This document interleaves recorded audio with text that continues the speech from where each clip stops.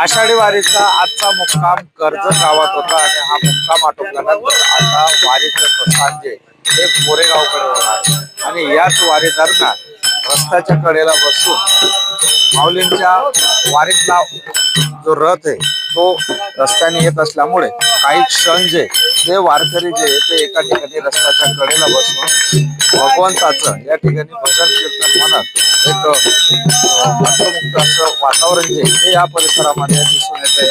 खरं तर वारकऱ्यांना वारी मार्गामध्ये ज्या ठिकाणी जागा मिळते त्या ठिकाणी वारकरी जे ते भजन कीर्तन या ठिकाणी म्हणत असतात आणि या ठिकाणी जे हा प्रवास जो आहे तो प्रवास अंतर जे हे अंतर कधी पार केलं जातं हे लक्षात येतं. त्यामुळे वारकऱ्यांनी त्या मनात असा पांडुरंगाची आस लागलेली आहे भेटीची. त्यामुळे लवकरात लवकर पांडुरंगाची भेट व्हावी अशा आनंद घेत असताना या ठिकाणी वारकरी जे दिसून येत आहे.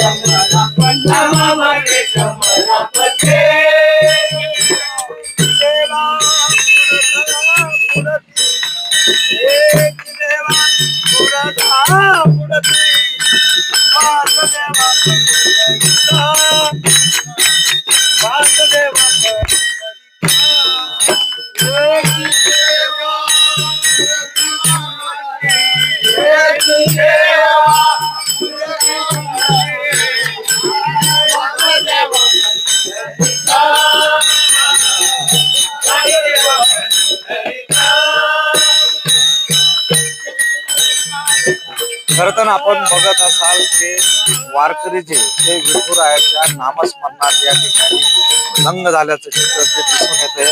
आपण काही वारकऱ्यांशी बोलण्याचा प्रयत्न करणार आहोत. माऊली रामकृष्ण हरी. रामकृष्ण हरी. माऊली, खरं तर वारी येते, रथ येतोय, वारी मार्गामध्ये एका रस्त्याच्या कडेला बसून आपण भजन कीर्तन या ठिकाणी काय आनंद भेटतोय. याच्यासारखा आनंद कुठंच नाही. याच्यासारखा आनंद कुठंच नाही. स्वर्गीय आनंद आहे. याच्यासारखा आनंद कुठंच नाही. तर आता काय पांडुरंगाला भेटायची आस लागली. पांडुरंगाला भेटायची आस लागली. आता पाऊस थांबलेला आहे. खरं तर चिंतेचं वातावरण शेतकऱ्यावर.